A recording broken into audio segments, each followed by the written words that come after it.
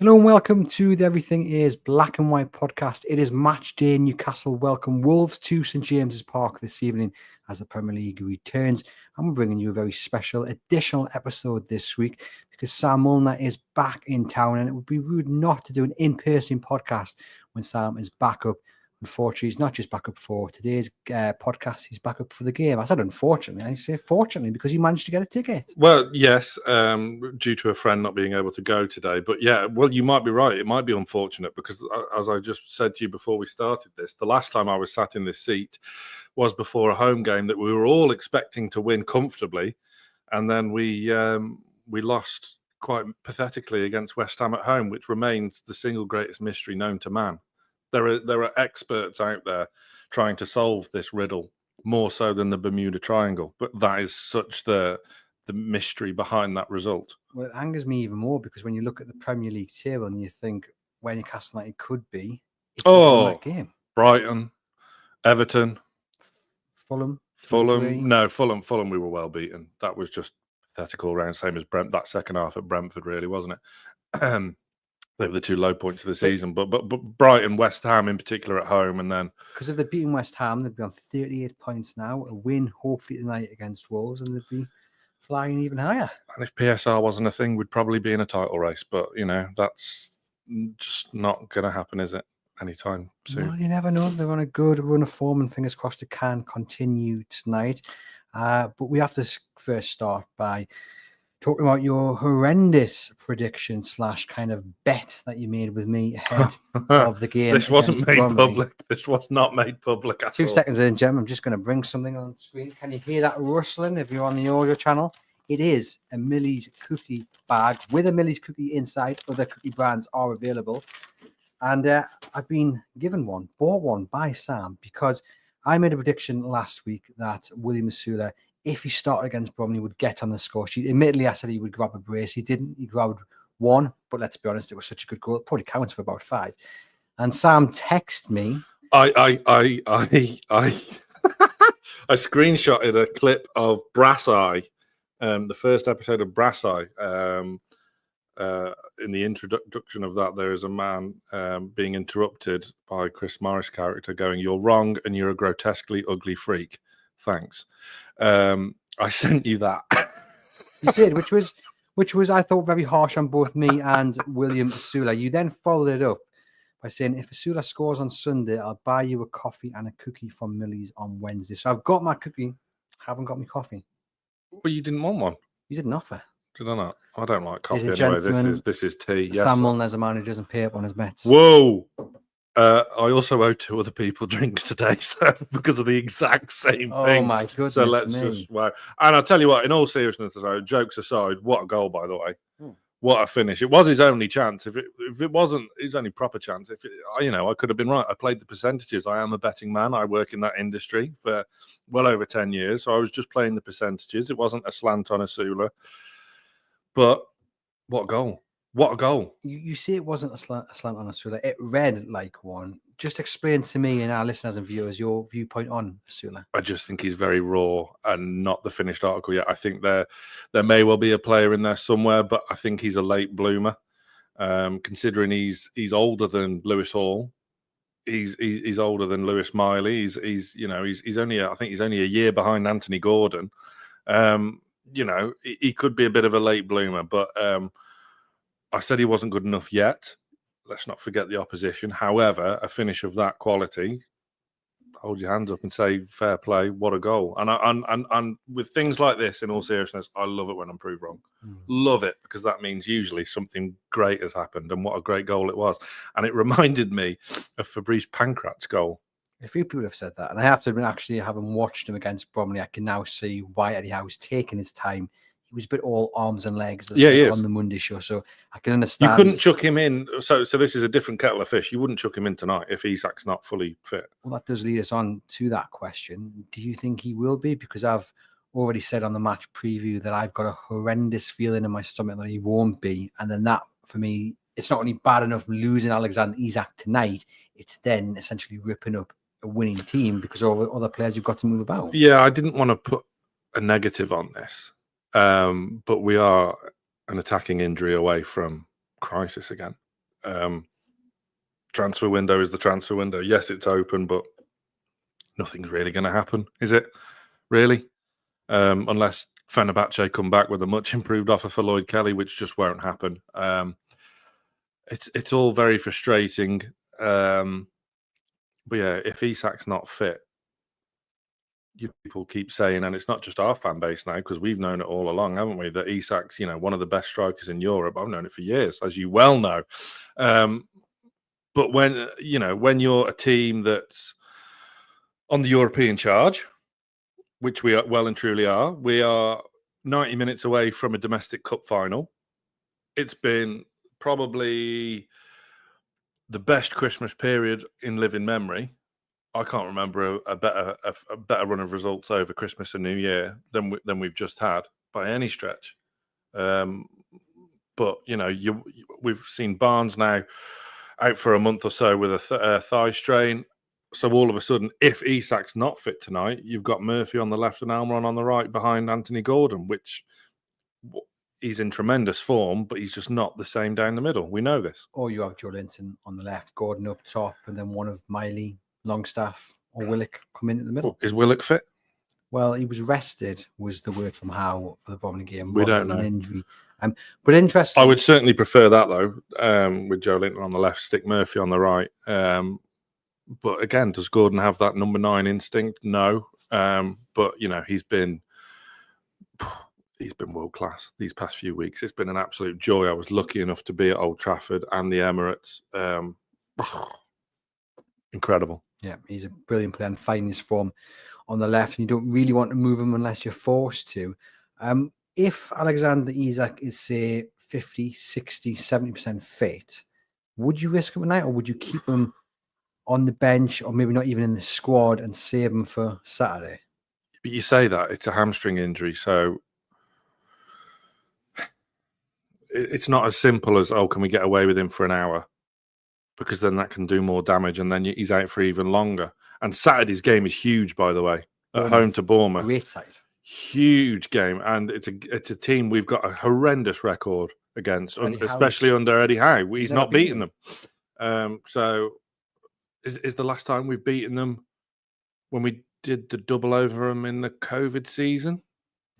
Well, I'll search it in a moment, but continuing 1920, 2021 when they went down. I don't know, but yeah, we haven't beaten them under Howe anyway, have we? So Saturday is huge, and that's a real test of our credentials.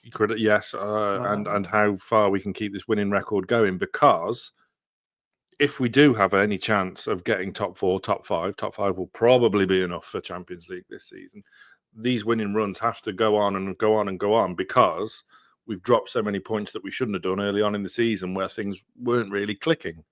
Well, important to focus on tonight's game rather than Saturday, because Wolves will be a test for Newcastle tonight. The new manager's got that new manager bounce, and also have they? Has he?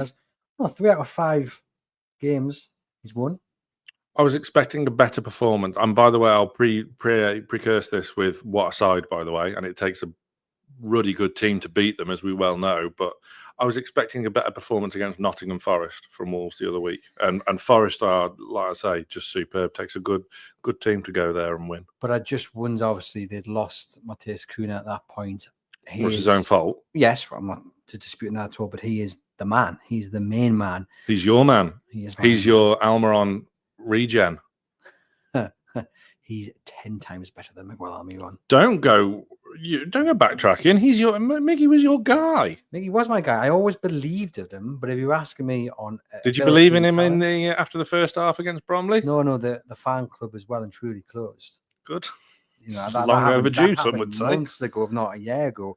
But yeah, I'm a big fan of Matheus Cunha. I'm looking forward to seeing him tonight. Although I hope he doesn't impress and he has an absolute stinker. But I think they have found that new manager bounce, and not many new managers have done this season. It'll be interesting to see what Graham Potter does at West Ham, but they are going to be a totally different test, Wolves, to what we would have seen under Gary O'Neill, where things were just, the wheels had just totally come off. Yeah, and then we barely got past them. It took 2 wonder goals. One, Shares got a bit of a deflection, and Barnes was a wonder strike. There's a photo of me somewhere on social media enjoying that Barnes goal. it's a team that sometimes we have the ability to struggle against. Touch wood.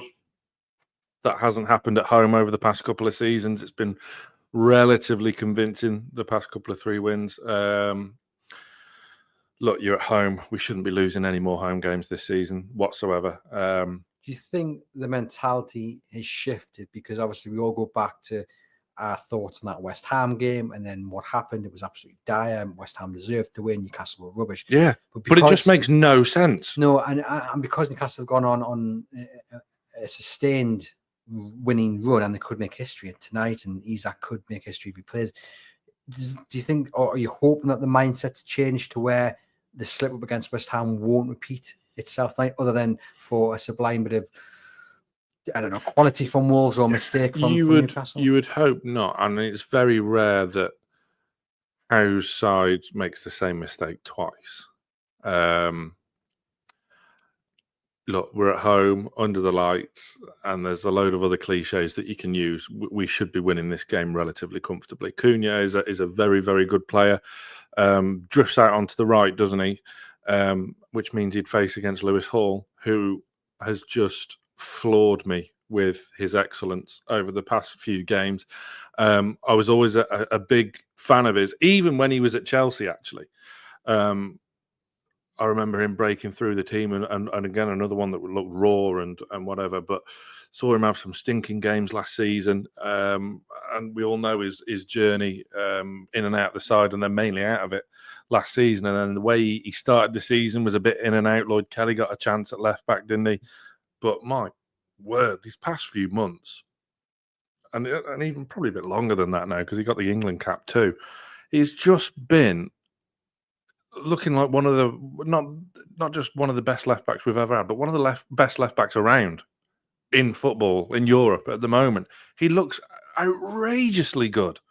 So I would, from being a bit worried about him, we obviously know he's good getting forward, but defensively there was a couple of question marks here and there. But to go from that to now, I'd have him up against anyone. I have no quibbles about him facing anyone at the moment. He has been that good, and long may it continue, because the job they've done with him and hopefully continue to do with him has been astronomical. Certainly has, and it also gets you very positive about the future of William Masouda as well. If you can follow down that path, Lewis Miley. Hey, look, I hope so, because otherwise that 15 million is going to look like an absolute bargain. Yeah, indeed. Or waste if it doesn't happen. But it will happen. So yeah, I mean, look, there's valuations around being bandied around for different players at the minute. I mean, 15 million is a relative snip in the ocean. Whether, I mean, it's disgusting to say that about that vast sum of money. But you know, Villa have valued Duran at 100 million. We were getting pelters for valuing Isak at 150 million. That would represent value for money for me, yeah. and I'd be a bit disappointed if we did sell him for 150. But you know, hopefully Asula can do the business, but he's got a long way to go. Yeah, certainly. So we've got someone saying it's time for Joelinton to go full circle back to the number 9. Absolutely not. Kind of phrase says we are a golden injury away from an issue, really. If he moves up top, Willock moves up left, and Miley covers the midfield 3. By the way, we haven't spoken since Bromley, really. Lewis Miley. Excellent. He's been hitting the gym. He's not a boy anymore, is he? He's a man. He's been hitting the weights in the gym. He's proper filled out.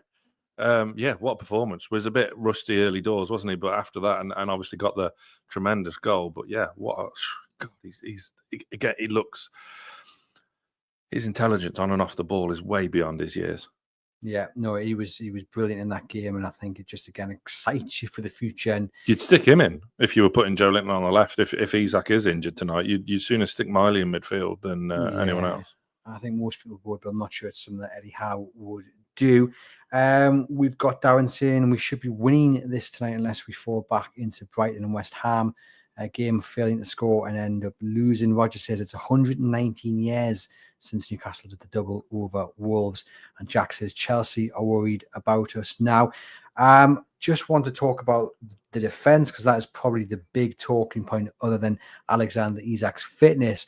And it's who is at centre-back unquestionably, it's Dan Burn. So the question really is, who partners Dan Burn? Yeah. Is that something you thought you'd be asking? No, because it is a proper quandary, isn't it?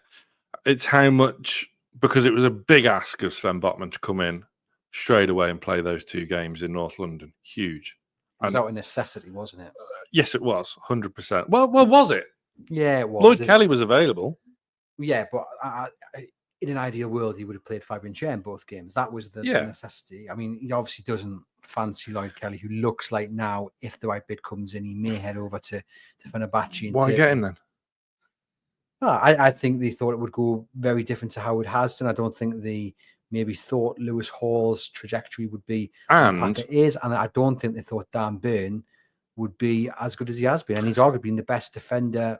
He needs another year on his contract. Who does? Dan Burn. Dan Burn. It's up at the end of the season, as is Shares, as is Lascelles, as is Callum Wilson, and there's quite a few out of contract at the end of this season. Or was there? You're going to tell me now there was? I had a feeling, and I didn't want to embarrass you. I didn't want to embarrass myself, Samuel. He has had an extra year. Yes, runs until June 2026. Well, that makes me feel a lot more comfortable about things. But what I want to know, if you're until 2025 with an option of an extra year, they've extended it. Yeah, I think they have extended it. The same as what they did with Sean Longstaff then, which is the sensible thing to do. What is Kelly's wage? Because there has been some insane numbers being bandied around. All I'm going to say is we don't know for certain, we don't know for sure, and I just think it's a bit of a. There is a full newsroom out there. Are you telling me that you can't get the team together and find out? No one really knows how much anyone is being paid. It's all really speculation. I don't think it's worth guessing when we can't be certain. You can sit here and you can talk about the numbers being bandied about. I've seen reports of £150,000, but that's what the reality is we don't know. So we can't sit here and make a judgment, make a conclusion, ask questions to why the club have maybe paid him £150,000 a week. We just don't know. So I when it comes to Lloyd Kelly, I think the conversation about his wage is a little bit unfair because we will never actually. It's not, because these things now are relative to PSR. Yes. And I get that. I fully appreciate that. Being a free transfer, you can, as a player, get a bit of extra scope for a bit of extra coin on the old wages every week or whatever. But those figures seem a bit steep to me. I mean, there are plenty of good players out of contract in the summer. I hope we're one of the Premier League teams reportedly in talks with Jonathan David. Be some sign of that, but I would just say I'd be very surprised if Newcastle were paying Lloyd Kelly £150,000. I would be too. I'd be very surprised. I mean, if that is the case, I want his agent to sort out my future broadcasting contracts. But yes, you are right. The chap out of contract at Lille, he would be a tremendous signing in the summer. Jonathan David. Yeah. Rapid. And you try and have to find a way really to kind of incorporate him and Isak together with Gordon, and it would be, I mean, first and foremost, it would provide, I mean, you wouldn't use Jonathan David as cover, but you wouldn't have an issue were Isak injured tonight. You'd whack Jonathan David up there and just make Isak a better player as well, competing against someone like him. It's 2 top strikers we'd have there, but there'll be loads, dozens of teams in for him. But interestingly, it goes back to the point we were talking about earlier in the show about Newcastle being one injury away from a bit of a crisis. And I'm just looking here at the top, let's say the top 10 teams in the Premier League, and we talk about options in terms of that out-and-out centre forward and how many of them they've actually got. So Liverpool have got Nunez. Yeah, but they've got Salah. Exactly. So you can kind of discount Liverpool, but Forest, they count on Chris Wood, the Nigerian international, who I thought would do really well. I like him. He hasn't found his goal scoring form. Chris Wood, though, by the way. God. Who wrote him off? Not me. Who did a YouTube video when he was sold saying, what a great bit of business by Newcastle United. We need Forest to start slipping up, though. They look good, though. They look good. Because, all right, it's let's just say top 5 will get Champions League, but, there's a team that will heavily invest this month, just below us, who will continuously be a threat no matter how much of a state their season has turned in. They'll we'll get get top four. onto Manchester City in a moment. Arsenal, you're looking at Kai Havertz, who's just awful. I mean, we have a go at Chelsea for their transfer business, but one of the best things They're very good sellers. was to get 60 odd million for him, and obviously Gabriel Jesus is out for the season. And I think the penny has dropped now with Arsenal fans that they can't afford Isak. No, they're going after John Duran for 30 million, apparently. 30. My word. Absolutely The crazy. absolute. Entitlement. Well, I was at the Emirates the other week. I was trying my hardest to find an Isak scarf there, but fortunately there wasn't one. But yeah, crazy. I did enjoy that though. Seeing him score, celebrating in front of their fans, wearing that number 14. Lovely. Chelsea, Unlucky. they've got Jackson, but he's a bit hit and miss. Don't think he's scored in a long time. He's assisting. He is, but Christopher. And again, it's the same situation as Liverpool when you got Cole Palmer scoring. True, but Christopher Nkunku, he hasn't hit the ground running either. No, but if they pull off this deal with Bayern Munich, in selling Nkunku to Bayern Munich and getting Matthias Tell, that is an extremely good bit of business because that's one of your brightest young strikers in Europe. Tell's going to be a phenomenal player. Man City, you've got Haaland. Yeah, he's not bad. No, but aside from him, they haven't got anyone else after that. I'm talking about out-and-out strikers. They sold Alvarez to, didn't they, to Boston? Yeah, Atletico.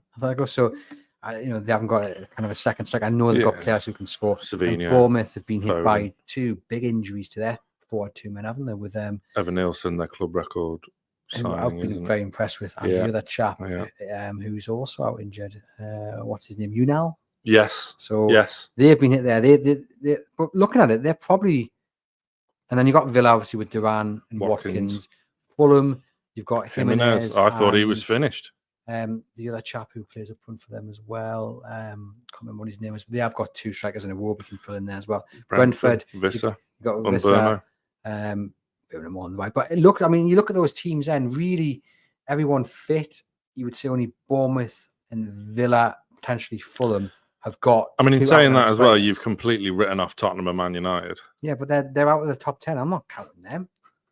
Come on, I'm only talking about the good teams. Very, top very 10. It's very funny. But the point being is, we sit here and we say they need to have another striker, and they do in an ideal world. But how many of the top teams really have 2 top strikers?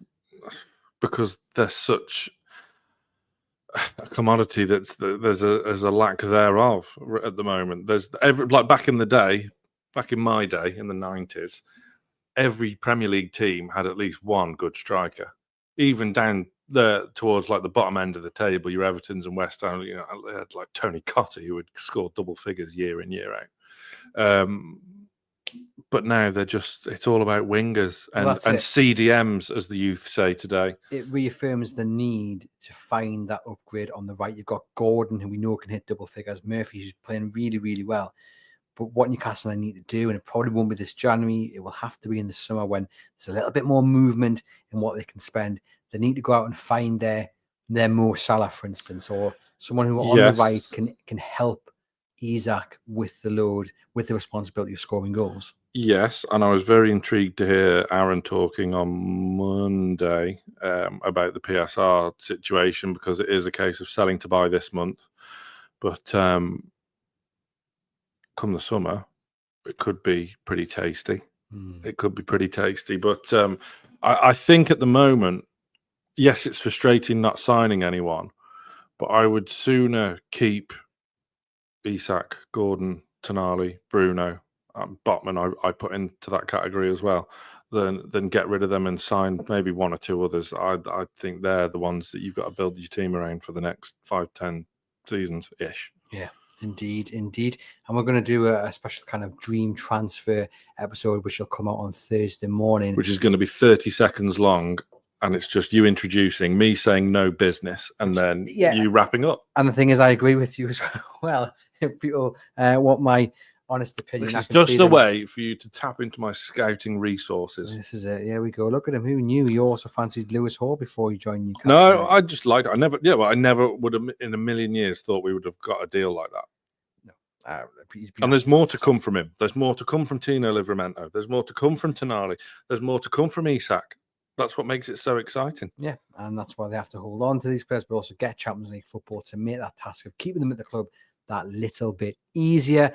Let's just run through our predicted team then for tonight. Martin Dubravka in goal, yes? Yes. I don't see the cry for him to stay. I don't get it. Okay, we'll save that for tomorrow's episode. Okay, we'll save that for tomorrow's episode. I like him, but I just don't get it. But yeah, Dubravka in goal, Hall. I will go Burn and Share. I've done it backwards. It has to be the way around. And Livramento, Livramento. Burn. Why? Hall. It just has to be. Just has to be. Going from left to right. Midfield 3 of Isak is fit. Bruno, Tonali, Jolinson. Yeah, we revert to type. Murphy, Gordon, Isak. And if Isak isn't fit, midfield 3 goes. I would have Miley in there. Okay, I would do too. I mean, if it depends on the fitness of Willock though. But I'd probably give Miley an hour, and then chuck Willock on for the last half an hour because he does have that brilliant energy and being able to carry the ball forward. We've got Truls in here, Botman and Burn, and not Shaw, in my opinion. Right? No, because he is a bit of a one of a kind. This Share, you don't get 5 or so goals a season from Burn and Botman, do you? Which is ridiculous to think about it. But Share is a bit more of the Colaccini and Albert about him, doesn't he? A bit more flair from the centre half position. Whereas, arguably, that's what suited Botman as well, because you were going there where you know, in particular at the Emirates, you know you are going to have to defend quite stoutly at times. I mean, the game could have gone differently had Martinelli not hit the post, but I'm glad he did. Yeah, so my look is definitely in. Just a reminder that this episode is brought to you by NordVPN, and please take advantage of a heavily discounted offer exclusive for our listeners and viewers of the Everything is Black and White podcast. Hit the link in your podcast description box and the YouTube description box, and you will get that discounted offer. Keep yourself protected and help support the podcast. Just let us know, Sam, then how tonight is going to go. There is a feeling in the back of my head that I can't get rid of, that tonight may not fully go our way. I was interested to see that one of the earlier comments, forgive me because I can't remember the name of the person who sent it in, about we've not done the double over Wolves since, 1904/5? Yeah, that's quite a long time ago. And I remember as well... This season is the season that Newcastle United are breaking their own records that are negative records. Old Trafford, for example, the Emirates. Why not tonight against Wolves? Well, yeah, very true. Why not? But then I think of even recent history where we've won at Molineux, come back to St James's Park. I remember the season we finished 5th, bar and Cisse. We went 2-0 up. And then Wolves were managed by Terry O'Connor, who always looked like he was about to burst into tears.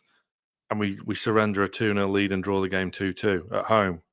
I just don't... Yeah, this is Newcastle United on a roll, momentum, the feeling's good, as well. Take away this silly kind of feeling, then we should get the win relatively comfortably, 2-0, something like that.